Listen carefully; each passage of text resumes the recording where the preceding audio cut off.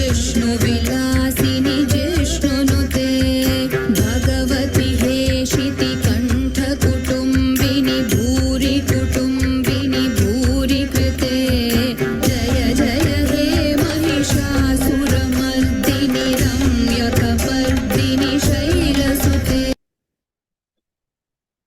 Yes, ma'am. Good morning. Good morning. Thank you.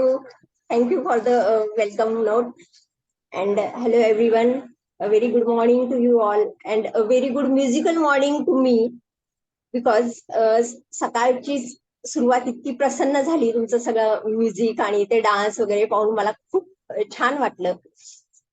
तर आज आपण आपल्या ज्या टॉपिकला सुरुवात करणार आहोत ती म्हणजे स्त्रियांविषयीचा टॉपिक आहे. स्त्रियांच्या अतिशय जिव्हाळ्याचे सब्जेक्ट की स्त्रियांविषयीचे आजार, त्याच्यावर आज आपण बोलणार आहोत.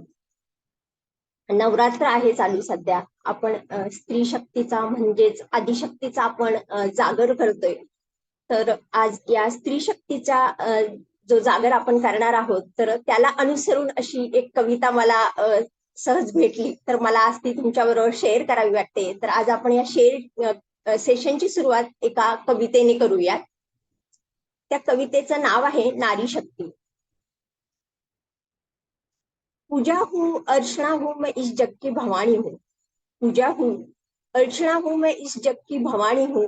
नारी हूँ उजियारी हूँ मैं पावन बहती गंगा हूँ. नारी हूँ उजियारी हूँ मैं पावन बहती गंगा हूँ. उषा हूँ जननी हूँ मैं वटकी शीतल छाया हूँ. उषा हूँ जननी हूँ मैं वटकी शीतल छाया हूँ. कविता हूँ कहानी हूँ मैं आदिशक्ति जगदम्बा हूँ. काली हूँ दुर्गा हूँ. काली हूँ दुर्गा हूँ मैं रणभूमि की रागिणी हूँ. देवी हूँ धरा हूँ मैं महाकाव्य की गाथा हूँ. गीता हूँ मीरा हूँ. गीता हूँ मीरा हूँ मैं अनुसया मरियम सीता हूँ. स्त्री हूँ नारी हूँ मैं कृष्ण दीवानी राधा हूँ. मैं कृष्ण दीवानी राधा हूँ. ना अबला हूँ ना बेचारी हूँ. ना अबला हूँ ना बेचारी हूँ. मैं तो त्याग की मूरत हूँ. मैं तो त्याग की मूरत हूँ. तर ही ती कविता मी नेटवर पाहिली, मला फार आवडली ती कविता.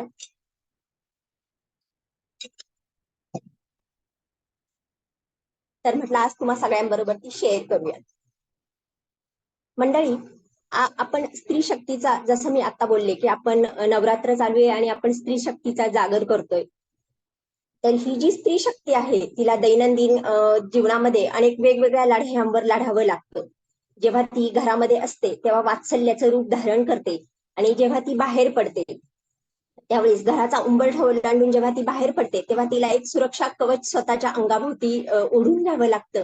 आणि जेव्हा ती तिच्या कामाच्या ठिकाणी जाते तेव्हा ती तिथे गेल्यावर कठोर भासते. नंतर पुन्हा घरी येते तेव्हा ती वात्सल्य मूर्ती होत असते. तर ह्या सगळ्या रूपांमधून जाताना किंवा ही सगळी तारेवरची कसरत करत असताना ती स्वतःच्या तब्येतीकडे दुर्लक्ष करते किंवा हेळसांड करते किंवा तिच्या या सगळ्या परिघामध्ये थकव्याला कधी स्थानच नसतं आणि त्याच्यामुळं स्वतःच्या तब्येतीकडे नेहमी दुर्लक्ष केलं जातं. त्यामुळे आजकाल आपण पीसीओडी, पीसीओएस, एंडोमेट्रियोसिस किंवा ऍडेनियोमायोसिस, ल्युकोरिया असेल, या सगळ्या आजारांचं प्रमाण फार जास्त प्रमाणात वाढलेलं दिसून येतं आपल्याला किंवा पाहायला मिळतं. तर आज आपण सगळ्या आजारांविषयी जरी शक्य नाही तरी पीसीओडी आणि पीसीओएस या दोन आजारांविषयी नक्कीच बोलणार आहोत. साधारणपणे 20-21 वर्षांपूर्वी ह्या आजाराचं फारसं असं रेअरली असायचे आहे केसेस. माझ्या माहितीप्रमाणे डॉक्टर रमांना पण आठवत असेल, आम्ही एकाच हॉस्पिटलला गायनेकची प्रॅक्टिस करत होतो आणि तिथे आम्हाला रेअरली अशी कुठल्या तरी पीसीओडीच्या केसेस वगैरे रेअरली पाहायला मिळायच्या. पण आता हे प्रमाण इतक्या जास्त प्रमाणात वाढलेलं आहे की दर 5 महिलांमागे एका महिलेला हा आजार दिसून येत आहे. तुम्ही पण ऐकलं असेल तुमच्या रिलेटिव्ह मध्ये किंवा ओळखीच्या लोकांमध्ये कुणाला पीसीओडी किंवा पीसीओएस हा आजार झालेला आहे असं ऐकलेलंच असेल. तर पीसीओडी म्हणजे काय? पीसीओडी म्हणजे पॉलिसिस्टिक ओव्हेरियन डिसीज आणि पीसीओएस म्हणजे पॉलिसिस्टिक ओव्हेरियन सिंड्रोम. तर ह्या दोन्ही आजारांची लक्षणं जरी सारखीच असली तरी पीसीओएस हा पीसीओडीचा एक ऍडव्हान्स फॉर्म आहे आणि पीसीओएस मध्ये इन्सुलिन रेजिस्टन्स जो असतो तो इन्क्रीज असतो आणि अँड्रोजन हार्मोनचं प्रमाण आहे तेही खूप जास्त प्रमाणात वाढलेलं असतं. या आजाराचे मेन लक्षण म्हणजे पिरियडची अनियमितता किंवा पाळी वेळेवर न येणं. आता हा आजार एखाद्या पर्टिक्युलर एका एज ग्रुपमध्येच येतो असं न असता प्रजनन क्षमता जी काय असते, फर्टाईल पिरियड जो काही असतो 12 ते 45 वर्षापर्यंत 50 वर्षापर्यंत जो काही असतो, त्या काळामध्ये प्रजनन क्षमता असलेल्या काळामध्ये कुठल्याही स्त्रीला हा आजार होऊ शकतो. अगदी 12व्या-13व्या वर्षी पाळी आलेल्या मुलीपासून अगदी टीनेजर मुलीपासून अगदी 35-36 वय आहे आणि 1-2 मुलं झालेली आहेत, त्या स्त्रीमध्ये सुद्धा हा आजार आढळून येतो. अशी अनेक उदाहरणं आपल्याकडे आहेत. अशा अनेक केसेस मी रोज बघत असते. तर जसं मी तुम्हाला आता सांगितलं की या आजारामध्ये प्रमुख लक्षण म्हणजे की पाळी वेळेवर न येणं. तर आपण प्रथम पाळी रेग्युलर नॉर्मल पाळी कशी असते ती प्रथम पाहून घेऊयात. त्यासाठी आपण डॉक्टर विजया एक second. Yes ma'am. I want photo. Me share करू मॅम इकडून. येस. हा येस केलंय. मॅम. तर नॉर्मल पिरियड्स कसे येते ते आपण समजावून घेऊया. प्रत्येक स्त्रीच्या ओव्हरीमध्ये म्हणजे अंडाशयामध्ये फॉलिकल्सचा म्हणजे स्त्री बीजांचा साठा असतो. साधारणपणे एमसीच्या 4थ्या किंवा 5व्या दिवसापासून या साठ्यातील एक स्त्री बीज बनायला सुरुवात होत असते. एमसीच्या साधारण 14व्या दिवसापासून 18व्या दिवसापर्यंत हे स्त्री बीज आकाराने वाढते. याच काळात साधारण ओव्ह्युलेशनची प्रक्रिया होत असते. म्हणजे ते स्त्री बीज फुटून त्यातील ओव्हम म्हणजेच बीजांड बाहेर पडते. त्या महिन्यात जर प्रेग्नन्सी राहिली तर पुढची एमसी होत नाही. पण जर त्या महिन्यात प्रेग्नन्सी राहिली नाही तर हे बनलेले बीजांड हळूहळू आकाराने लहान होऊन विरून जाते आणि साधारण 28 ते 35व्या दिवसापर्यंत नेक्स्ट मंथची पाळी येऊन जाते. पण पीसीओडी मध्ये काय होतं, असं एक परिपक्व स्त्रीबीज तयार होत नाही. हार्मोनल इम्बॅलन्स असल्यामुळे स्त्रीबीज बनण्याच्या प्रक्रियेतच अडथळा निर्माण झालेला असतो. त्यामुळे एक परिपक्व स्त्रीबीज बनण्याऐवजी एकाच वेळी एकदम 7-8 अपरिपक्व स्त्रीबीज बनलेली असतात. आणि ही जी स्त्रीबीज असतात अपरिपक्व स्त्रीबीज ज्यांचा काहीही उपयोग होत नाही आणि ही अपरिपक्व स्त्रीबीज छोट्या छोट्या सिस्टच्या स्वरूपामध्ये ओव्हरीला तशीच चिकटून राहतात आणि असं परिपक्व स्त्रीबीज न मिळाल्याने त्या स्त्रीला पाळी येत नाही आणि त्यामुळे पुढे वंध्यत्वाचा धोकाही तिला संभवतो. त्यामुळे ट्रीटमेंट पार करताना हे ओव्ह्युलेशन करणं फार गरजेचं असतं. जेव्हा पीसीओडीचं जर आपण हे पाहाल की नॉर्मल ओव्हरीची साईज कशी असते किंवा पीसीओडीची साईज कशी असते, तर आपण ती याच्यामध्ये बघू शकता की पीसीओडी मध्ये पॉलिसिस्टिक ओव्हरीमध्ये असे सिस्ट तुम्हाला दिसून येतील आणि नॉर्मल ओव्हरीमध्ये एकदम व्यवस्थित अशी ओव्हरी तुम्हाला दिसून येईल आणि पीसीओडी मध्ये ती जी ओव्हरी आहे ती बल्की झालेली तुम्हाला दिसून येईल. ती साईज जी आहे ती जास्त वाढलेली तुम्हाला दिसून येईल. तर या आजाराची मेन लक्षणं काय आहेत, तर पिरियड्स न आल्याने इन्फर्टिलिटीचा धोका वाढतो किंवा वंध्यत्व सगळ्यात महत्वाचा धोका त्यात असतो. वजन खूप जास्त वाढणं, जसं मी तुम्हाला म्हटलं की हार्मोन्सचं प्रमाण, मेल हार्मोन्सचं प्रमाण खूप जास्त प्रमाणात वाढलेलं असतं. हार्मोनल इम्बॅलन्स झालेला असतो. त्याच्यामुळे मेन्सेस पण इरेग्युलर असतात आणि वजन खूप जास्त वाढतं. तसंच अँड्रोजन हार्मोन म्हणजे पुरुषतत्वाचा हार्मोन खूप जास्त वाढल्यामुळं चेहऱ्यावर केस येणं किंवा हिरसुटिझम आपल्याला यामध्ये दिसून येतो. त्या स्त्रीच्या चेहऱ्यावर अगदी पुरुषांसारखी लव आलेली असते. चेहऱ्यावर वांग येणं किंवा मानेवर काळे डाग येणं किंवा मान काळी पडणं, hair fall, dryness of skin, या सगळ्या गोष्टी यामध्ये दिसून येतात. ऍक्ने, पिंपल्सचं प्रमाण खूप जास्त वाढलेलं असतं किंवा या स्त्रियांमध्ये थायरॉइड पण बऱ्याच वेळा असोसिएटेड आढळून येतो. म्हणजे पीसीओडी बरोबर बऱ्याच वेळा थायरॉइड ही असोसिएटेड असलेला दिसून येतो. नंतर सगळ्यात महत्वाचं म्हणजे एन्झायटी किंवा नर्व्हसनेस, या सगळ्या गोष्टी असल्यामुळे की काय कोणास ठाऊक त्या स्त्रीमध्ये डिप्रेशन किंवा नैराश्य तिच्यामध्ये दिसून येतं. तिला डिप्रेशनचा सामना करावा लागतो. हे या आजारामध्ये बऱ्याचदा दिसून येतं. तर हे झालं ह्या आजाराच्या लक्षणांबद्दल. तर आपण ह्या आजाराच्या कारणांबद्दल बोलूया. सगळ्यात पहिलं कारण मी म्हणेल की जेनेटिक कॉज. म्हणजे जर ब्लड रिलेशन मध्ये एखाद्या फॅमिलीमध्ये ब्लड रिलेशन मध्ये जर एखाद्या स्त्रीला आजार असेल तर त्या फॅमिलीतल्या इतर स्त्रियांनाही हा आजार होण्याचा धोका खूप जास्त असतो. पण याचा अर्थ असा आहे का की सगळ्या स्त्रियांना एखाद्या फॅमिलीतल्या एखाद्या स्त्रीला हा आजार आहे तर सगळ्या स्त्रियांना हा आजार होईल असं आहे का? तर तसं बिलकुल नाही.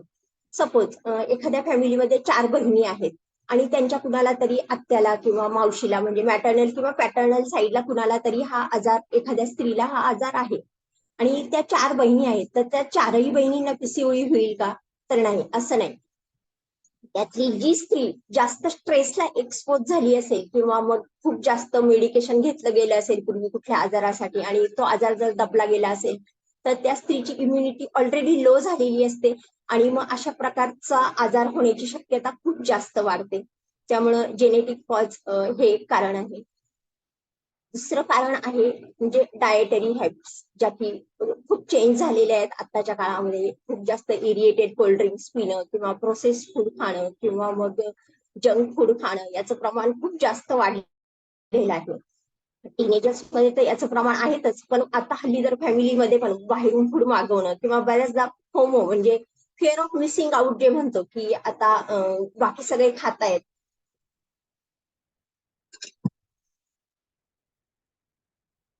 आणि आपण ते खात नाही असं बऱ्याच टीनेजर्सला म्हणजे बाहेर फिरायला गेले कुठे वगैरे तर ते खाणं पिणं त्यांचं ते होतच.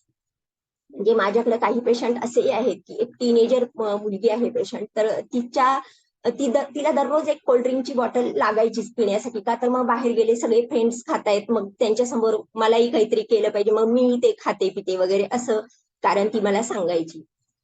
नंतर तिसरं कारण म्हणजे सिडेंटरी लाईफस्टाईल, बैठं काम, व्यायामाचा अभाव. पूर्वी कसं असायचं की स्वयंपाक हा बऱ्याचदा बसून केला जायचा, चुलीसमोर बसून केला जायचा, त्याच्यामुळे ओटीपोटावर ताण यायचा किंवा मग विहिरीतून पाणी शेंदणं किंवा बरीच अशा प्रकारची कामं असायची की जी बसून केली जायची त्याच्यामुळे ओटीपोटावर ताण यायचा. आत्ताचा काळ असा आहे की मशिनरीजने आपलं काम खूप सोपं केलेलं आहे. आणि दुसरी गोष्ट अशी आहे की बऱ्याचशा विमेन ह्या वर्किंग आहेत आणि त्यांना हे सगळं करणं पॉसिबल नसतं की प्रत्येक वेळेस ही सगळी कामं करणं किंवा अगदी चुलीपाशी बसून करणं शक्य नसतं. तर काळानुरूप आणि परिस्थितीनुरूप आपल्याला बदलावं लागतं, पण मग त्या सगळ्या बदलांचा परिणाम ओव्हरऑल आपल्या हेल्थवर हा होतच असतो. तसंच चौथं कारण मी जे सांगितलं ते की हार्मोनल इम्बॅलन्स, जसं की ह्या आजारामध्ये हार्मोनल इम्बॅलन्स असतोच. पुरुषतत्वाचं हार्मोन खूप जास्त प्रमाणात वाढलेलं असतं. त्याच्यामुळे हे एक महत्वाचं कारण आहे. आणि सगळ्यात महत्वाचं कारण, या सगळ्या कारणांपेक्षाही महत्वाचं कारण म्हणजे स्ट्रेस. आजकालच्या काळामध्ये काय होतंय की सगळ्या स्त्रियांना पूर्वीच्या काळासारखं राहिलं नाही की चूल आणि मूल याच क्षेत्रापुरतं त्यांचं मर्यादित राहिलेलं नाही. त्यांना सगळ्या प्रकारच्या घरच्या पण बाहेरच्या पण जबाबदाऱ्या झेलाव्या लागतात किंवा आपण जसं म्हणतो की पुरुषाच्या खांद्याला खांदा लावून स्त्री समर्थपणे काम करते. पण मग तो खांद्याला खांदा लावून काम करताना स्त्रीचं एक स्त्री तत्व वेगळं असतं आणि पुरुष तत्व वेगळं असतं. ह्या सगळ्या जबाबदाऱ्या पार पाडत असताना ला जो काही स्ट्रेस येतो त्या स्ट्रेसचं रूपांतर पण अशा प्रकारे या आजारामध्ये होऊ शकतं किंवा या आजारावर त्याचा प्रचंड परिणाम होतो. आजकाल आपण पाहतो की अगदी 10वी-12वी झालेल्या मुली पण मी पाहते की अगदी 12वी झालेल्या मुली पण इथे मुंबईत तरी किंवा गावी असणारच आय एम शुअर की लगेचच मग 12वी झालं की कुठला तरी जॉब करून एक स्वतःच्या फॅमिलीला अर्निंग, अगदी चांगली आर्थिक स्थिती असली तरी एक थोडं इंडिपेंडेंट होण्याकडे प्रत्येकाचा कल असतो. पण मग ते जेव्हा केलं जातं तेव्हा नॉर्मल त्यांचं कॉलेज लाईफ वगैरे ते सांभाळायचं, घरी पण थोडीफार मदत करायची आणि बाहेर पण हे करायचं. मग त्या ठिकाणी वर्क लाईफचा जो स्ट्रेस असतो तोही बऱ्याचदा मग या गोष्टीसाठी कारणीभूत ठरतो किंवा स्त्रियांनाही घरचंही बघायचं बाहेरचंही बघायचं आणि तिथलाही स्ट्रेस, धकाधकीचा काळ आहे किंवा स्पर्धेचा काळ आहे. त्या याच्यात हे सगळ्या स्ट्रेसला त्यांना सामोरं जावं लागतं. त्यामुळे स्ट्रेस हे या आजाराचं अत्यंत महत्वाचं कारण आहे. आणि आम्ही जेव्हा होमिओपॅथी ट्रीटमेंट घेतो त्याच्यामध्ये तर स्ट्रेस काय आहे किंवा कुठल्या गोष्टीचा स्ट्रेस आहे हे तर आमच्यासाठी सगळ्यात महत्वाचं असतं. जेव्हा केस घेतली जाते त्यावेळेस ते आमच्यासाठी खूप महत्वाचं असतं. नंतर आता या आजाराचे उपाय. सगळ्यात महत्वाची गोष्ट की सगळ्यात पहिली गोष्ट हा आजार आपल्याला प्रिव्हेंटही करता येऊ शकतो जर आपण आपल्या लाईफस्टाईलमध्ये काही चेंजेस केले. की जसं जंक फूड जे खाल्लं जातं त्याऐवजी ते जंक फूड टाळून सकस हेल्दी आहार जो जे घरी बनवलेलं फूड असेल किंवा जो सकस हेल्दी आहार घेतला तर तो या आजारासाठी खूप फायदेशीर ठरू शकतो. आणि ज्याला आम्ही वैद्यकीय क्षेत्रामध्ये पांढरी विष म्हणतो, म्हणजे साखर असेल, साखरेऐवजी गुळाचा वापर केला तर खूप चांगलं होईल. किंवा मैदा पूर्णपणे बंद करून होल व्हीट आटा किंवा गव्हाचं पीठ वापरणं हे फायदेशीर ठरू शकतं. फक्त हा आजार असणाऱ्यांसाठीच का, सगळ्यांनीच ते तसं केलं तरी खूप चांगलं होईल. नंतर रॉक सॉल्ट, म्हणजे रॉक सॉल्टचा वापर करणं बरं राहील नॉर्मल मिठाचा वापर करण्यापेक्षा. तसाही मिठाचा वापर कमीच असावा, पण त्यातल्या त्यात करायचंच असेल तर रॉक सॉल्टचा वापर करणं योग्य राहील.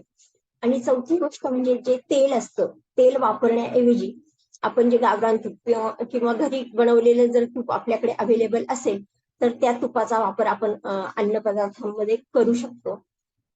सगळ्यात मेन गोष्ट म्हणजे घरी बनवलेलं फूड खाणं, त्याला प्रेफरन्स देणं महत्वाचं राहील. नंतर दुसरी गोष्ट म्हणजे आपल्या लाईफस्टाईल मधील चेंजेस किंवा व्यायाम करणं, एक्सरसाइज करणं, योगा, मेडिटेशन करून स्ट्रेस दूर करण्याचा प्रयत्न करणं किंवा एखादा छंद जोपासणं ज्याच्यातून आपल्याला आनंद मिळेल. असा कुठलाही छंद जोपासणं खूप फायदेशीर ठरू शकतं. आता मी तुम्हा सगळ्यांचा व्यायाम पाहिला आणि तो व्यायाम इतक्या छान प्रकारे होता की तो व्यायाम वाटलाच नाही, म्हणजे म्युझिकल मस्त छान चाललेलं होतं सगळं. तर अशा प्रकारे व्यायाम केला तरी सुद्धा तेही खूप चांगलं ठरू शकतं. म्हणजे मी इतके दिवस ऐकत होते डॉक्टर रामांकडून की हेल्थ बास्केट त्या करतात वगैरे सगळं, पण मी आज प्रत्यक्ष पाहिलं अँड आय स्वेअर मला मनापासून खूप छान वाटलं. आणि असा व्यायाम केला तर तोही या आजारासाठी खूप फायदेशीर ठरू शकेल. तसेच बटरफ्लाय एक्सरसाइज म्हणून असतो की ज्याच्यामध्ये याच्या ओटीपोटाच्या स्नायूंचं स्ट्रेचिंग खूप जास्त होतं. तर तसा आजार करणंही फायदेशीर, तसा व्यायाम करणंही फायदेशीर ठरेल. आता आता आपण ट्रीटमेंट पार्टकडे वळूयात. या आजारासाठी बाकी ऍलोपॅथीमध्ये हार्मोनल टॅबलेट्स वगैरे उपलब्ध आहेत, पण होमिओपॅथी ही एक नैसर्गिक आणि सुरक्षित उपचार पद्धती आहे. मी या आजारासाठी नक्कीच तुम्हाला होमिओपॅथी या उपचार प्रणालीचा वापर करा असं सांगेल. कारण की होमिओपॅथी इंडिव्हिज्युअलायझेशनवर आधारित आहे. म्हणजे हाताची 5 बोटं जशी सारखी नसतात तसंच प्रत्येक व्यक्ती पण सारखी नसते. तर त्या त्या व्यक्तीच्या इंडिव्हिज्युअल केसनुसार किंवा आपण त्याला कस्टमाइज असं मेडिसिन असं म्हणू शकतो की त्या त्या व्यक्तीच्या गुणधर्मांनुसार किंवा त्या त्या व्यक्तीचे जे ज्या सवयी, स्वभाव, आवडीनिवडी आहेत त्यानुसार औषध दिलं जातं. म्हणजे थोडक्यात सांगायचं तर ऍलोपॅथीमध्ये जसं ताप आला तर अँटीपायरेटिक दिलं जातं किंवा उलटी झाली तर अँटी एमेटिक दिलं जातं. तर तसं होमिओपॅथीमध्ये नसतं. होमिओपॅथीमध्ये एकच कुठलं तरी औषध, एकाच कुठल्या तरी आजारासाठी एकच औषध ठरलेले स्पेसिफिक असं मुळीच नसतं. प्रत्येक आजारासाठी प्रत्येक व्यक्तीसाठी आणि त्या एकाच आजारासाठी वेगवेगळी औषधं असू शकतात. इंडिव्हिज्युअलायझेशनचा नियम इथे फॉलो केला जातो. होमिओपॅथी जी आहे ती साधारण 200 वर्षांपूर्वी जर्मनीमध्ये डॉक्टर सॅम्युएल हॅनिमन यांनी होमिओपॅथीचा शोध लावला. पण खरं तर आज जर बघायला गेलं तर युरोपापेक्षा इंडियामध्येच होमिओपॅथी जास्त फ्लरिश झालेली आहे. पंजाबचे महाराजा रणजित सिंग यांना एक अतिशय असाध्य असा आजार झाला होता आणि त्या आजारावर ट्रीटमेंट करण्यासाठी डॉक्टर होनिंगबर्गर यांना तिकडून युरोपातून बोलवण्यात आलं. आणि ते आल्यानंतर तो आजार त्यांचा तर बरा झालाच झाला, पण नंतर मग बऱ्याच अशा कॉलराचं एपिडेमिक त्या काळात आलं होतं वगैरे, आणि त्या काळामध्ये होमिओपॅथीने खूप चांगलं काम केलं आणि त्याच्यामुळे आपल्या भारतामध्ये होमिओपॅथीचा प्रसार खूप वेगाने झाला. तर एवढंच आहे की होमिओपॅथी ट्रीटमेंट जेव्हा घ्यायची असेल तर सगळ्या सवयी किंवा स्वभाव किंवा आवडीनिवडी या सगळ्या गोष्टी विचारल्या जातात. तर बऱ्याचदा पेशंटला असं वाटतं की मला शारीरिक आजार आहे, म्हणजे आता आज आपण पीसीओडी आणि पीसीओएस बद्दल बोलतोय, पण आमच्याकडे सोरियासिसच्या केसेस असतात किंवा इतर सगळ्या विटिलिगोच्या केसेस असतात किंवा अनेक वेगवेगळ्या कॅन्सरच्या केसेस असतात, पॅरालिसिस, वेगवेगळ्या आजारांच्या केसेस आमच्याकडे असतात. तर त्यात लोकांना वाटतं की आम्हाला तर शारीरिक आजार झालेला आहे आणि हे असे प्रश्न आम्हाला कुठल्याच डॉक्टरने कधी विचारलेले नाहीत की तुमचा स्वभावाबद्दल काय सांगू शकाल किंवा तुमच्या आवडीनिवडी काय आहेत किंवा तुम्हाला कशा प्रकार झोप कशी असते, तुम्हाला स्वप्न कशा प्रकारची पडतात. तर या सगळ्या गोष्टी आपल्या ट्रीटमेंटसाठी अतिशय महत्वाच्या असतात. कारण असं जर आपल्याला व्यवस्थित माहिती मिळाली तरच आपण त्या पर्सनला body as a whole treat करू शकतो. होमिओपॅथीमध्ये कुठल्या एका आजारावर जाऊन अशी ट्रीटमेंट दिली जात नाही. जसं मी मगाशी बोलले की अँटीपायरेटिक की तापाच्या तिथे जाऊन ताप बरा करायचा किंवा अँटीबायोटिक देऊन ती उलटी बरी करायची, तसं नसतं. तर आपल्या बॉडीची जी ओन इम्युन सिस्टीम जी असते किंवा आपली बॉडीची जी स्वतःची हिलिंग पॉवर असते, तिला स्टिम्युलेट करण्याचं काम होमिओपॅथी करत असते. आणि त्याच्यामुळे जर त्या व्यक्तीची सर्वांगीण माहिती आम्हाला मिळाली तर तो आजार मुळापासून बरा व्हायला खूप मदत होते. त्याच्यामुळे जसं म्हणतात की डॉक्टरकडे गेल्यावर सगळं खरं सांगावं, तसं जर होमिओपॅथी तज्ञाकडे तुम्ही जात असाल तर सगळी माहिती जर सांगितली तर त्याचा नक्कीच तो आजार लवकर बरा व्हायला मदत होते. आजार तर बरा होणार असतो, पण मग सगळी माहिती व्यवस्थित मिळाली तर लवकर बरा व्हायला मदत होते. आमच्याकडे डॉक्टर जगदाळेज होमिओपॅथी क्लिनिक, माझ्या नवी मुंबईमध्ये क्लिनिक आहे. तर आमच्याकडे या आजारावर अतिशय सक्सेसफुली आम्ही केसेस ट्रीट केलेल्या आहेत. माझ्या फेसबुक पेजवर पण त्याच्या लिंक आहेत. तर आमच्याकडे ऑनलाईन आणि ऑफलाईन या दोन्ही पद्धतीने कन्सल्टेशन केलं जातं. की जे पेशंट प्रत्यक्ष येत आहेत त्यांना ऑफलाईन पद्धतीने, आणि ज्यांना प्रत्यक्ष येणं शक्य नाही त्यांना ऑनलाईन पद्धतीने, म्हणजे फोनवर केस घेतली जाते आणि औषधं कुरिअर केली जातात. आणि अशा प्रकारे मला आनंदाने सांगावं वाटतं की मी आतापर्यंत अनेक स्त्रियांना मातृत्वाचा आनंद दिलेला आहे. आणि माझ्यासाठी ही फार मोठी गोष्ट आहे. कारण आपण कुठलाही व्यवसाय करत असू तरी मला असं वाटतं की आम्ही खूप भाग्यवान आहोत की आम्ही अशा व्यवसायामध्ये आहोत. वैद्यकीय व्यवसायात असणं म्हणजे की पेशंटच्या चेहऱ्यावरचा आनंद आमच्यासाठी खूप महत्वाचा असतो. डॉक्टर रमांना किंवा आनंद सर पण याला ऍग्री होतील की आम्हाला तो आनंद किती महत्वाचा वाटत असतो. तर अशा प्रकारे आमच्याकडे ती ट्रीटमेंट दिली जाते आणि आपली औषधं ऑलमोस्ट 15-20 देशांमध्ये जातात. मुंबई बाहेर आणि परदेशातही आपली औषधं जात असतात. तर मी नक्कीच सांगेल की तुमच्यापैकी कुणालाही अशा प्रकारचा किंवा तुमच्या फॅमिलीमध्ये कुणाला हा असा आजार असेल तर तुम्ही त्यांना होमिओपॅथी उपचार पद्धती म्हणजे तिने ट्रीटमेंट घेण्याचा सल्ला नक्कीच तुम्ही देऊ शकता.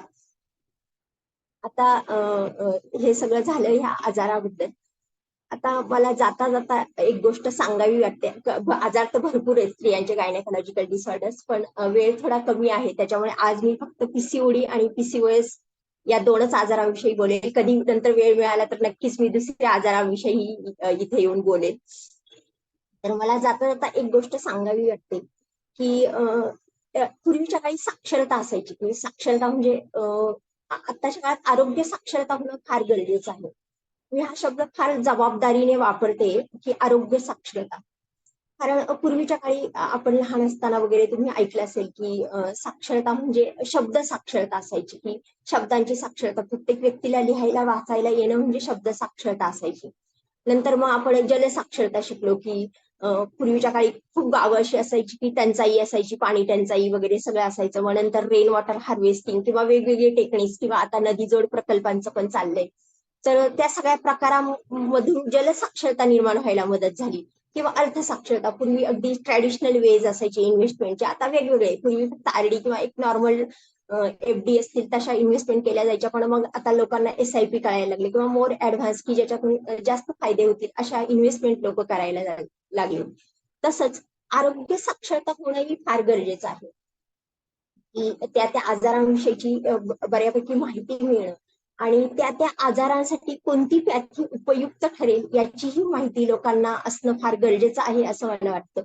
की आरोग्य साक्षरता लोकांमध्ये येणं हे फार गरजेचं आहे असं मला वाटतं. एवढं बोलून मी माझं सेशन संपवते. धन्यवाद. डॉक्टर विजया यांना, डॉक्टर रमा मोरे यांचे धन्यवाद त्यांनी आज इथे बोलवल्याबद्दल, आणि तुम्हा सर्वांचे सुद्धा धन्यवाद. Yes ma'am, wow what amazing topic. और मैं बहुत एक्साइटेड थी कि क्यों पता है क्या, तो मैम मेरे क्लासमेट है और मेरा जो मैके का नाम है तो डॉक्टर विजया गंगोत्री है, तो इसके लिए मैम बार बार विजया विजया बोल रहे थे। यस, तो हमारी जोड़ी थी, मतलब विजू और जयू, ऐसे हम एक दूसरे को बोलते थे। और बहुत अच्छी तरीके से हमने टिफिन शेयर किया है, स्टडी में भी कुछ चीजें शेयर की है। और यस, उनको बहुत ही पहले से पोयम की बहुत बहुत मतलब फॉन्डिंग थी, या जिसे हम बोलेंगे उनकी फेवरेट थी। यस, और बहुत ही सॉफ्ट हार्टेड है मैम पहले से ही, और वैसे ही अभी भी दिख रहे हैं। तो yes, happy to see you on the screen ma'am, in our forum.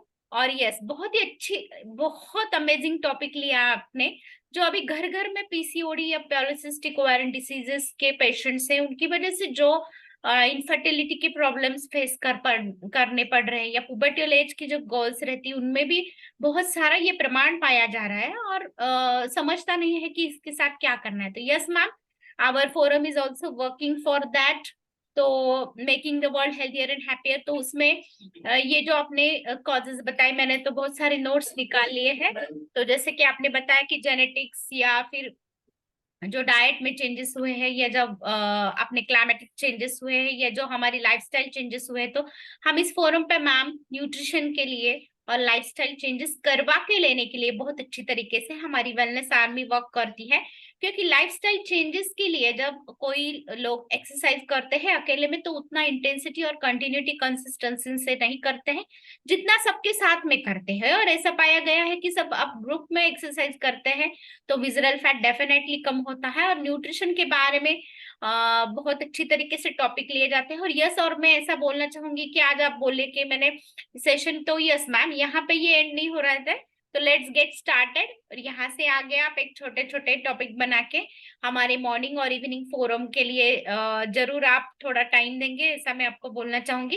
तो यस मैम ने बहुत अच्छी तरीके से, जैसे अपने 5 पिलर्स ऑफ हेल्थ में बताया जाता है किस तरीके से 5 सफेद दूध जो है उसको किस तरीके से नमक, शक्कर और मैदा, साबूदाना, दूध, इसको किस तरीके से लंबा रखना है वो बताया है। और जो अपना फोरम पे, इसके लिए जो मैम ने बताया है कि एक्सरसाइज बहुत जरूरी है, तो अपने फोरम पे जो upper body, lower body, cardiac exercise लिए जाते हैं, और फिर जुम्बा होता है, एरोबिक होता है। तो यस, बहुत मजा होता है और मजे के साथ हम ये करते हैं। तो यस, थैंक यू मैम, जो आपने इतना इम्पोर्टेंट टाइम निकाल के आपने ये डिलीवर किया। और बहुत सारे केसेस मैम के मैंने देखे हैं, पढ़े हैं, कि बहुत सारे लोगों को उन्होंने क्यूर किया है, ऐसा मैं बोलूंगी। क्योंकि ट्रीटमेंट लेना, ट्रीट करना और क्यूर करना या हील करना, जैसे मैम ने एक वर्ड यूज किया, हीलिंग पावर बढ़ाता है होम्योपैथिक मेडिसिन। तो definitely from head to toe सब चीजें देखी जाती है, और माइंड की जो स्थिति रहती है उस पर ज्यादा कॉन्सेंट्रेट किया जाता है। यस, अपने फोरम पे जो मेडिटेशन लेते हैं उसकी वजह से भी बहुत सारा फायदा होता है। यस, तो अभी आनंद सर फीडबैक देंगे। यस, बहुत बड़ा टॉपिक हुआ है। मैं मोबाइल से ज्वाइन था, वहां सुन रहा था, लेकिन फीडबैक देने के लिए मैडम के पास आया तो थोड़ा धीरे आता है, ऐसा है। तो बहुत बढ़िया टॉपिक रहा। देखिए कि किस तरह से अब हमारी जो बॉडी रहती है, वो बॉडी, माइंड और सोल, ये 3 चीजों से बनी वाली रहती है।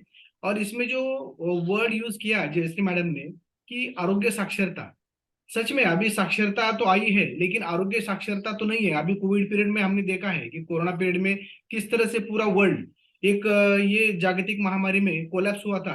तो उसी प्रकार अगर ये आरोग्य साक्षरता आती है कि बॉडी के लिए अगर डिसीज होता है, माइंड के लिए होता है और साउल के लिए होता है, तो एक होम्योपैथी या आयुर्वेद, अध्यात्म, बाकी ये जो भी है, यूनानी, सिद्धा, योगा, ये जो अलाइड साइंस है, ये भी बहुत बढ़िया है कि जो बीमारी नहीं होना, इसकी वजह से, यानी स्वास्थ्य से स्वास्थ्य रक्षण, जैसे अपने हेल्थ बास्केट का फोरम का जो मिशन है कि to make the world healthy and happier by changing people's lives, और prevention is better than cure, और जिसे बोलते हैं हम स्वस्थ से स्वस्थ रक्षण, और आतुर से विकार प्रशम, स्वस्थ व्यक्ति को स्वस्थ रखना, और उससे भी अगर बीमार पड़ता है तो भी उसको जल्दी से रिकवर करके उसको अच्छी तरह से उपचार देना। तो बहुत बढ़िया टॉपिक रहा है।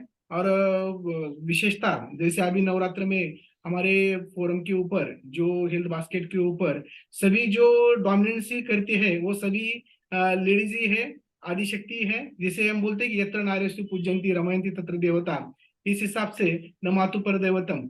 लेकिन यहाँ पे मैं कहना चाहूंगा जयश्री मैडम की तरफ देख के कि हर एक यशस्वी पुरुष के पीछे स्त्री का हाथ रहता है, तो वैसे हर एक स्त्री यशस्वी जब होती है तो उसके पीछे उसके पति का भी या एक पुरुष का भी हाथ रहता है। शायद वो पुरुष उसका भाई हो या उसके हस्बैंड हो, ये सभी आते हैं। तो बहुत अच्छा आज कुछ नया सीखने को मिला है। और हर एक इसमें यह है कि हर एक डिसीज को, जैसे असंसर्गिक आजार है, उसके ऊपर होम्योपैथी, आयुर्वेद ये बहुत अच्छे काम करते हैं। जैसे कि कुछ बीमारी में एलोपैथी में उपचार नहीं है, डायरेक्ट सर्जरी करो, ऐसा ही रहता है। तो ये बहुत बड़ा ऑप्शन। और आरोग्य साक्षरता ये होना चाहिए कि किस डिसीज में कौन सी पैथी यूज किए जाए, और अलग अलग पैथी भी है और बहुत इफेक्टिव है, ये भी समझना चाहिए। और जैसे मैडम के जो हस्बैंड है वो हमारे दोस्त भी है, और वो भी बहुत नॉलेजेबल है, उनको भी कभी हम अपने फोरम के ऊपर लाएंगे और उनको भी टॉपिक डिलीवर करने के लिए हम विनंती करेंगे। तो थैंक यू वेरी मच, आज का टॉपिक बहुत बढ़िया हुआ और जबरदस्त हमें सीखने को भी मिला है। Yes, thank you. स्किन और आरोग्य हेयर की साक्षरता। ट्रीटमेंट के लिए डॉक्टर जगदाळे सर बहुत ही फेमस है। यस, तो फीलिंग प्राउड अबाउट दैट। तो यस, अब हमारे सर्वे सर्वा जो है अपने बागेश्वर मैम उनकी तरफ हम जाएंगे। और उससे पहले मैं रिक्वेस्ट करूंगी, जो ऐसे लोग हैं जिन्होंने न्यूट्रिशन लेके उनको पीसीओडी के लिए कुछ प्रॉब्लम सॉल्व हुआ है और उनको रिजल्ट आया है, और अगर वो हैंड रेज करके बाद में शेयरिंग करेंगे तो अच्छा होगा। यस मैम, जाएंगे बागेश्वरी मैम की तरफ। यस, फर्स्ट ऑफ ऑल सबसे बिग थैंक यू कहना चाहूंगी मैं जयश्री मैडम और रमा मैम को, क्योंकि रमा मैम ने उनको इनवाइट किया है हमारे फोरम के लिए, और इतना अच्छा नॉलेजेबल टॉपिक हमारे फोरम में डिलीवर हुआ है। तो उसके लिए मैं रमा मैम को भी थैंक्स देना चाहूंगी और जयश्री मैम को भी थैंक्स देना चाहूंगी। और इतना अच्छा टॉपिक आपने लिया है मैम। सभी बारीक चीजें, जैसे कि रमा मैम ने बताया कि जो 5 चीजें हमें हमारे लाइफ में से निकाल देनी है, दूध, शक्कर, मैदा, साबूदाना, ये सभी जो हम 5 पिलर्स में बताते हैं, तो ये बहुत अच्छी तरीके से आपने बताई है। और उसी के साथ है ना, आजकल बहुत ज्यादा ये प्रॉब्लम बढ़ रही है। आपने एकदम वेल सेड कहा कि जब आप साथ में प्रैक्टिस करते थे तब बहुत ही कम ऐसे केसेस थे पीसीओडी या फिर थायराइड के या फिर पीसीओएस के, लेकिन आज सही में इतना ज्यादा ये प्रॉब्लम बढ़ रहा है। तो उसका मेन रीजन ये भी है, जैसे आपने बताया कि वर्कआउट, यानी कि हमारे बॉडी में से पसीना निकलना, या फिर योग्य खान पान, हमारे हमारे बॉडी के लिए जो न्यूट्रिशन चाहिए रहता है वो हमें नहीं मिल रहा है। तो ये बहुत अच्छी तरीके से आपने एक्सप्लेन किया। और उसी के साथ मैं मेरा भी रिजल्ट शेयर करना चाहूंगी।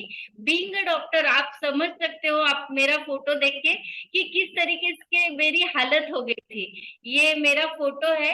तो थायराइड के कारण कुछ मेरी ऐसी हालत हो गई थी। आप भी जुम्बा लेते टाइम आपने देखा कि मेरा स्टेमिना, लेकिन थायराइड में किस तरीके से स्टेमिना लो हो जाता है, स्किन खराब हो जाती है, हेयर खराब हो जाते हैं, बारीक बारीक चीजें जो है याद नहीं रहती है, ये सभी मुझे हो रहा था। लेकिन जब मैंने ये हमारा चाय और नाश्ता हमारे फोरम पे जो शुरू किया है, तो उसके बाद में धीरे धीरे करके इतने अच्छे चेंजेस आ गए कि मेरी 100 mg की थायराइड की जो टैबलेट है वो धीरे धीरे करके 75, 50, 25, उसके बाद में वो 0 तक आ गई है। तो ये अमेजिंग न्यूट्रिशन, क्योंकि ये कौन सी भी दवाई नहीं है, ये सिर्फ खाना है। और जैसे आपने कभी कहा कि पीसीओएस या पीसीओडी के लिए राइट लाइफस्टाइल भी चाहिए आपको, तो कभी कभी ना एकदम ये मुझे इसका इतना अच्छा अनुभव है, क्योंकि स्टार्टिंग में जब हमारी शादी होने के बाद हम बेबी के लिए जब ट्राई कर रहे थे, तो एग्जैक्टली जैसे कि आपने बताया कि एग्जैक्टली मेरा रप्चर जो है एग्जैक्ट 14 डे को होता था, 28 डेज की साइकिल थी, लेकिन फिर भी प्रेगनेंसी नहीं रह रही थी। तो एक्चुअली मेरा उतना उस पे इतना स्टडी हो गया था मेरे खुद के बॉडी पे, कि डॉक्टर के यहाँ जाने के बाद डॉक्टर सोनोग्राफी करने से पहले ही मैं बोलती थी कि जस्ट एक 15 मिनट हो गए हैं, मेरा रप्चर हो गया है और 2 फॉलिकल्स है या फिर 3 फॉलिकल्स है, इस तरीके से मैं बोलती थी। और लिटरली डॉक्टर जब सोनोग्राफी करते थे तो उन्हें भी एकदम लगता था ऐसे कैसे क्या होता है, ऐसे पेशेंट तो नहीं रहता है कि अंदर क्या है ये उसे पता चलता है।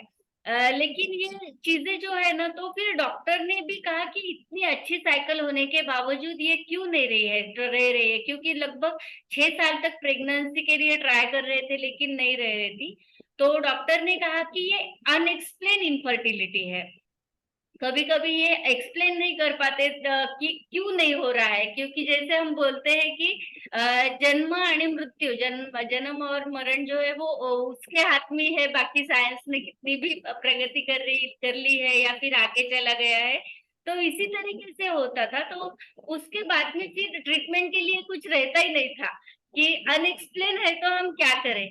लेकिन जब ये टी ब्रेकफास्ट शुरू हो गया, रेगुलरली एक्सरसाइज शुरू हो गया, मेरे बॉडी में से पसीना जाना शुरू हो गया, तो उसके बाद में जो है तो मेरी एकदम से न्यूज भी आ गई थी। तो और जो है जैसे कि मैंने बताया कि ये चाय और नाश्ते की वजह से मेरी टैबलेट, बाद में मेरा प्रेगनेंसी के बाद में, डिलीवरी के बाद में थायराइड शुरू हो गया था। तो चाय और नाश्ते की वजह से वेट तो कम हुआ ही है, और उसके बाद में जो है तो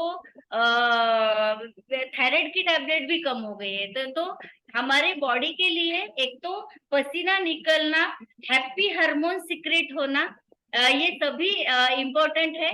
और उसके लिए नॉलेज देने के लिए आपके जैसे डॉक्टर सामने होना, ये उससे भी ज्यादा इम्पोर्टेंट है। हमारे फोरम पे डॉक्टर रमा मैम का हमें गाइडेंस मिलता है, वो अच्छी तरीके से हर एक बात एक्सप्लेन करते हैं। लेकिन उनके साथ में अगर जोड़ी में आप भी आ जाओ हमारे फोरम पे रेगुलरली, तो हमें बहुत अच्छा लगेगा। क्योंकि डॉक्टर लोगों की लाइफ में हमेशा टेंशन रहता है, या फिर लोगों की मदद करना ये रहता है, लेकिन बाय मेडिसिन। लेकिन ये हैप्पी हेल्दी लाइफ जीने के लिए खुद जीना और जीने को सिखाना, इसमें भी बहुत अलग मजा आता है। तो मैं आपको दिल से इनवाइट करना चाहूंगी हमारे फोरम पे कि आप रेगुलरली हमें इसी तरीके से गाइड भी करना और नॉलेज भी देना, और हमारे साथ हेल्दी हैप्पी लाइफ जीने के लिए मैं आपको इनवाइट करती हूँ। Yes, thank you so much. Sure sure sure. मुझे भी बहुत पॉजिटिव लगा आज जब मैं यहाँ पे आई थी और सब आपका सब देखा ना, मुझे इतना पॉजिटिव लगा। और आपका जो रिजल्ट मैंने अभी देखा है, I just can't believe my eyes कि इतना सब ट्रांसफॉर्मेशन हो सकता है। मेरे पेशेंट्स भी बताते हैं, बहुत सारे पेशेंट्स हर्बालाइफ ये जो हेल्थ बास्केट का है आपका, ये सब करते हैं, तो वो मुझे बताते हैं। मैं अब तक सुनती आई थी, लेकिन आज मैंने देखा और मुझे बहुत पॉजिटिव लगा, और इसलिए मैंने बोला कि मैं बाद में भी जरूर आऊंगी। मुझे बहुत ही अच्छा लगा। आप सबका मैं धन्यवाद करना चाहती हूँ patiently listening to me. And I want to thank doctor Rama and doctor Anand sir for inviting me here. I will surely come here again, surely. Ma'am और thank you. Waiting for sir also. तो ये सभी आपको इसी तरीके से लगातार topic की मालिका हम रखेंगे, सेशंस रखेंगे। आपके नॉलेज का जो भंडार है वो सबके लिए फायदेमंद होगा। यस मैम, यस अभी चलेगा, जाएंगे। Yes, thank you, thank you. Yes thank you Jayashree ma'am. Yes, अभी जाएंगे डॉक्टर निर्मला मैम के पास, क्योंकि मैम को कॉलेज को जाना होता है। यस, बहुत ही एनर्जेटिक पर्सन है मैम हमारे डॉक्टर निर्मला मैम, और वो आयुर्वेदिक कॉलेज में प्रोफेसर है, और उतना रह के भी वो फोरम पे इतना एक्टिव रहते हैं ma'am. Yes ma'am. Good morning all. मेरी आवाज आ रही होंगी ना? Yes ma'am. हाँ, तो मैं सबसे पहले थैंक्स कहूंगी डॉक्टर जयश्री मैम को कि उन्होंने आज जो यहाँ सेशन नहीं बोलूंगी, बहुत बढ़िया इंफॉर्मेशन हमारे लिए लाई थी, जो हर व्यक्ति को सुनने की आवश्यकता है। डॉक्टर है फिर भी उसको नॉलेज को रिफाइन करना पड़ता है, तो उन्होंने भी इसे हमेशा सुनना ही चाहिए।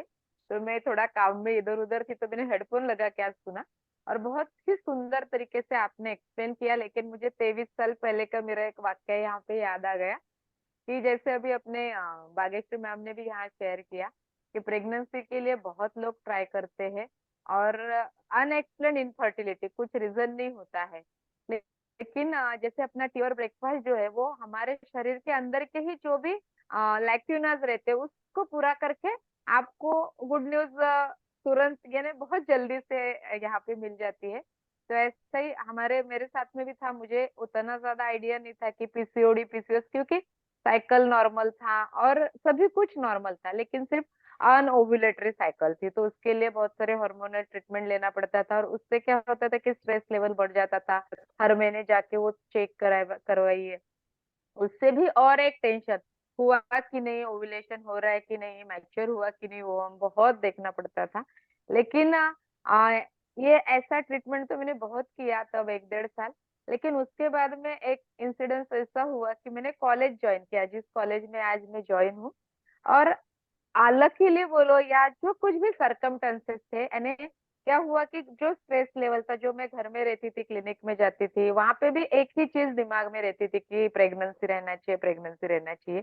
लेकिन वो कॉलेज में ज्वाइन करने के बाद जो फ्रेंड सर्कल मुझे वहां पे मिला, तो अलग से बातें होती थी, कुछ अलग हम शेयर करते थे।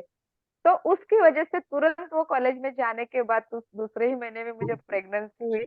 और मैं इतना हैप्पी हो गई बाद में कि ऐसे लगा कि नहीं, ये हम जैसे बोलते हैं कि हमारे डेस्टिनी होती है, लक होता है। तो एक बहुत पॉजिटिव एनर्जी जब हमें मिलती है, जो अभी हमारे इस फोरम पे हमें मिलती है, ये पॉजिटिव एनर्जी प्लस अच्छा गाइडेंस, और आपका स्ट्रेस लेवल जब रिड्यूस हो जाता है, तो उस समय मैं एक्सरसाइज नहीं करती थी क्योंकि उतना अवेयर नहीं थे। लेकिन अभी डेली ऐसा नहीं होता है कि हम सुबह उठने के बाद एक्सरसाइज ना करें। उसके लिए हम उत्साही रहते हैं, और सुबह ऑन टाइम या बिफोर टाइम हम उठ जाते हैं अपने आप, हमें कोई किसी ने उठाने की जरूरत नहीं पड़ती है। वैसे शाम को भी हमारे यहाँ एक्सरसाइज लिया जाता है, और अभी तो नवरात्र उत्सव चल रहा है, डेली गरबा होता है, बहुत एंजॉय करते हैं। तो उससे भी हमारा स्ट्रेस लेवल अपने आप कम हो जाता है। यानी जब हम सब लोगों के साथ में, अकेले एक्सरसाइज करोगे तो आप एंजॉय नहीं कर पाते हो एक्सरसाइज को, आप सिर्फ एक्सरसाइज करते हो। लेकिन जब सबके साथ में करते हो तो बहुत बढ़िया सा एक मूड आपका चेंज होता है, ट्रांसफॉर्मेशन होता है। ये तो मेरा एक 1.5 साल में जो ट्रांसफॉर्मेशन यहाँ पे हुआ। तो 10 kg वेट ज्यादा था, तो कोलेस्ट्रॉल भी ज्यादा हो गया था, अभी हाइपोथायराइडिज्म है क्योंकि मेरी एक प्रेगनेंसी लेट प्रेगनेंसी है। उसके लिए भी मैंने बहुत ट्राई किया, आखिर में सब छोड़ दिया। तो अपने आप ही प्रेगनेंसी रह गई। और हमें एक बच्ची है जो 9 साल की, और हमारा एक बेटा है बड़ा वाला, वो 20 साल का है। तो हमें बहुत ब्लेस लगता है कि हमारी फैमिली कंप्लीट है, 2 बेटे हैं हमारे पास में, और बहुत ही सुंदर। ये न्यूट्रिशन लेने से क्या हुआ कि अभी हमारे बेटों में भी बहुत सारे चेंजेस आ रहे, बेटियों में भी आ रहे, और हम में खुद में भी आया है, और हम हैप्पी हो गए। अभी जैसे मेरी तो मेनोपॉज हो गया है, तो इस एज में जो तकलीफें होती है कि बहुत सारा स्वेटिंग होता है, हॉट फ्लैशेस आते हैं, चिड़चिड़ापन रहता है, और एक जैसे हम बोलते हैं ना कि शून्यता आ जाती है, और ऐसे लगता है कि किसी भी चीज में मन नहीं लगता। तो इसके बारे में भी यहाँ पे बहुत अच्छे से गाइड किया जाता है। तो वो जो बॉडी में जो भी मैंने मेनोपॉजल एज में जो चेंजेस होते हैं, उसको भी कवर करने के लिए अपना न्यूट्रिशन बहुत अच्छे से हेल्प करता है, जो मैंने खुद यहाँ पे आने के बाद एक्सपीरियंस किया है। तो हम ऐसे खुद को तो मदद कर ही रहे हैं, लेकिन हम बाकी लोगों को भी यहाँ पे मदद कर रहे हैं, ताकि उनकी भी लाइफ जो है वो हैप्पी और हेल्दी हो सके। और थैंक यू कहूंगी मैम, आपने बहुत लोगों को मातृत्व का आनंद दिया है, क्योंकि कोई भी स्त्री जो होती है, उसको अपना एक बेटा बेटी कुछ भी रहे, वो रहना चाहिए ऐसे लगता है, और वो सबसे बड़ी चीज उसकी जिंदगी की रहती है। तो आप यही काम को आगे बढ़ा रहे हो, जैसे अभी हमारे भाग्यश्री मैम ने बोला या हमारे रमा मैम ने बोला है, तो आप सही में हमारे साथ जुड़िए, तो हमें भी बहुत ज्यादा फायदा होगा, और बहुत से लोगों को भी होगा मैम। यस, थैंक यू, आपने आपका समय यहाँ हमारे लिए दिया, thank you so much ma'am. और ओके। नवरात्रि की आपको भी बहुत सारी ढेर सारी शुभकामनाएं। आप सबको भी नवरात्रि की शुभकामनाएं। आपका भी ट्रांसफॉर्मेशन मुझे बहुत अमेजिंग लगा। Thank you ma'am for sharing this experience to me. And मुझे आप लोगों का सबका एक मतलब एक चीज मुझे बहुत अच्छी लग रही है कि सब ये जो एक्सरसाइज कर रहे हैं सब कंसिस्टेंटली कर रहे हैं, मतलब उसमें कंसिस्टेंसी है। तो कंसिस्टेंसी ऐसा नहीं कि एक दिन किया, दूसरे दिन 2-3 दिन छोड़ा, फिर बाद में नहीं किया। ये जो कंसिस्टेंसी है यूनाइटेड एज अ होल, मतलब सब लोग एक साथ मिलके करते हो तो वो करने में मजा भी आता होगा, श्योर मजा आता होगा। मतलब मुझे ही ये सब फर्स्ट टाइम मैंने देखा, तो ये मुझे इतना पॉजिटिव लग रहा है। तो आप सब लोग डेली ये एंजॉय करते हैं तो आपको कितना अच्छा लगता होगा। सच में मुझे बहुत अच्छा लगा और बहुत पॉजिटिव फील हो रहा है आज। Thank you. Yes yes, thank you doctor Nirmala ma'am, जो आपने टाइम निकाल के फीडबैक दिया और बहुत अच्छी बात बोली है मैम ने। तो जो मैम ने उनका खुद का भी एक्सपीरियंस बताया, तो यस डेफिनेटली इस तरीके के जो बॉडी में न्यूट्रिशनल डेफिशिएंसीज रहते हैं, तो बहुत से बार ऐसा होता है कि डिसीज न्यूट्रिशनल डेफिशिएंसी की वजह से होता है। तो हमारे होम्योपैथी में उसके लिए बायोकेमिक मेडिसिन भी यूज किया जाता है, और उसके साथ ही साथ में मैम सिर्फ न्यूट्रिशन पे भी बहुत सारे ऐसे रिजल्ट्स है जो यहाँ पे आ गए। ये सभी जाएंगे डॉक्टर विनय मैम के पास जिन्होंने हैंड रेस किया है। तो मैम ये भी गवर्नमेंट हॉस्पिटल में है, और सर जो है वो इन्फेक्टिव डिसीज ऑफिसर है, तो दोनों गवर्नमेंट जॉब में है लेकिन फिर भी हमारे साथ जुड़े हैं। ये मैम अनम्यूट करिए ma'am. Yes, good morning all. खूप छान सेशन झालं. जयश्री मॅमनी खूप छान माहिती दिली आणि जे आरोग्याविषयी म्हणजे काय खायला पाहिजे आणि काय म्हणजे लाईफस्टाईल जे चेंजेस काय आहेत, पीसीओडी किंवा पीसीओएस जे हे जे डिसीज आहेत, फक्त ह्यामध्ये लाईफस्टाईल चेंजेस करणं गरजेचं असतं आणि ते प्लस म्हणजे आधी लाईफस्टाईल चेंजेस करणं आणि परत मग मेडिसिन वगैरे जे काही ट्रीटमेंट आहे ती. पण हे जे तुम्ही सांगितलं ते खूप छानरित्या समजावून सांगितलेलं आहे आणि आम्ही हे आतापर्यंत सगळ्यांनी सांगितलेलं आहे की फोरमवर आम्ही हे सगळं घेतो, लाईफस्टाईल चेंजेस सांगतो, एक्झरसाईज म्हणजे आपल्या फोरमला जॉईन झाल्यानंतर एक्झरसाईज कंपल्सरी होतोच. 2 टाइम होतो, सकाळ संध्याकाळ, ज्यांना जसं करायचं तसं एक्झरसाईज करू शकतो आपण. आणि कसं आहे, आपण एकटं जेव्हा आपण एक्झरसाईज करतो तेव्हा एक्झरसाईज आपण ते प्रॉपर म्हणजे 1 दिवस करतो, 10 दिवस म्हणजे एखादा दिवस जरी गॅप झाला कंटिन्यू करताना, का मग आपण परत 10-15 दिवस, महिना परत आपण त्या एक्झरसाईजला जॉईन होत नाही, करत नाही, रुटीन बनत नाही आपलं. पण आपण ह्या फोरमशी जॉईन झाल्यामुळे एक्झरसाईज रोज होता. आता माझंच उदाहरण आहे, मला एक्झरसाईजची आवड होती पण मी रोज नाही करायची, म्हणजे एकदा गॅप पडला का मग ते गॅपच व्हायचा. पण आता इथे फोरमला जोडल्यापासून एक्झरसाईज म्हणजे कधीही मिस करत नाही मी. आणि माझं पण अमेझिंग असं ट्रान्सफॉर्मेशन झालेलं आहे. 10 kg हेल्दी फॅट लॉस केलेला आहे मी आणि ह्या फोरमशी जोडल्या. आणि ह्याच्या आधी मी खूप सारे प्रयत्न केले होते वेट लॉस करण्यासाठी, पण ह्या फोरमशी जोडल्यानंतर 10 kg हेल्दी फॅट लॉस तर झालेलंच आहे आणि ते मेंटेन आहे सध्या. अमेझिंग असं ट्रान्सफॉर्मेशन आहे, तुम्ही पाहू शकता. आणि सरांनी पण 10 kg वेट लॉस केलेला आहे. येस, आणि खूप छान माहिती दिली जयश्री मॅम तुम्ही. आणि तुम्ही पण आमच्याशी कनेक्ट व्हावं असं आम्हा सगळ्यांचीच इच्छा आहे. Thank you all. Yes, thank you ma'am, जबरदस्त। और आपको इनकी तरफ देख के लग रहा है कि इनकी बड़ी जो बच्ची है वो फर्स्ट ईयर एमबीबीएस को है, तो इतना अच्छा अमेजिंग।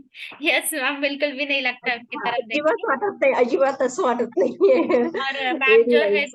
दो टाइम, तीन टाइम भी एक्सरसाइज करते हैं और बहुत अच्छी तरीके से एक्सरसाइज लेते हैं, अलग अलग तरीके के एक्सरसाइज लेते हैं डॉक्टर के। Yes very nice. खूप छान वाटलं मला तुमचा एक्सपिरियंस ऐकून पण. Thank you. Yes ma'am, yes thank you. और यस, और किसी को कुछ शेयर करना है या मैम से कुछ क्वेश्चन पूछने हैं तो यस डेफिनेटली आप पूछ सकते हैं। मैम ने आज टाइम निकाला है, तो यस अगर आप मुंबई में जाओगे तो उनकी कंसल्टेंसी आपको देनी पड़ेगी, तो यहाँ पे वो आपको फ्री में गाइडेंस कर रहे हैं, तो यस आप डेफिनेटली हैंड रेज करके पूछ सकते हैं। यस, अगर किसी को कुछ क्वेश्चंस है तो डेफिनेटली हैंड रेज करके पूछ सकते हैं। यस, और अगर क्वेश्चंस नहीं है तो यस अगेन हम जाएंगे थैंक यू करने के लिए डॉक्टर जयश्री मैम के पास, और उनके लिए yes thank you ma'am, again thank you. और इसी तरीके से हमारे साथ जुड़ के रहेगा और हमें गाइडेंस करिएगा। आपके शेड्यूल के हिसाब से आप एक दिन गाइडेंस कर सकते हैं। और दूसरी चीज ये है कि सर को भी हम डेफिनेटली स्किन और हेयर के लिए गाइडेंस करने के लिए बुलाएंगे। Sure. Is ready to come. Sure. Yes ma'am, तो चलो अभी जाएंगे अपने भाग्यश्री मैम के पास। यस, और आपके लिए बता दूं कि बहुत सालों से इनका औरंगाबाद में केमिस्ट की शॉप है मैम, तो सर उनको थायराइड की टैबलेट उन्होंने नहीं लेना चाहिए, या फिर मैम ने किसी भी प्रकार की गोली नहीं खानी चाहिए, ऐसे सर को लगता था, हर्षद सर को। और फिर बाद में उनकी जिंदगी में ये न्यूट्रिशन आ गया और बहुत अच्छे तरीके से इनका भी ट्रांसफॉर्मेशन हुआ है। Yes ma'am, thank you.